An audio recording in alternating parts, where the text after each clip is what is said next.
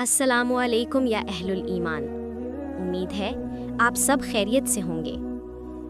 आज का हमारा मौजू है औरत की ज़ुबान, घर की इज़्ज़त या घर की बेइज्जती। बहनों, रिश्ते मोहब्बत से चलते हैं और मोहब्बत हमेशा नर्म लहजे से परवान चढ़ती है।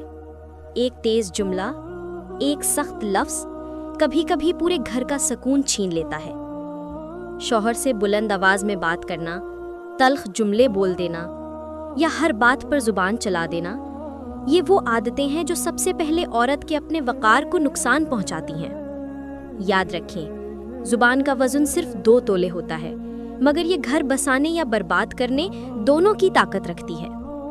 औरत जितनी नर्म गुफ्तगू करे, उतनी ही उसकी इज़्ज़त बढ़ती है, उतना ही उसका शौहर भी उसकी कदर करता है और घर मोहब्बत से भर जाता है। अपनी ज़ुबान को प्यार, तहम्मुल और अदब के साथ इस्तेमाल करें, क्योंकि अच्छी ज़ुबान अच्छी शख्सियत की पहचान है।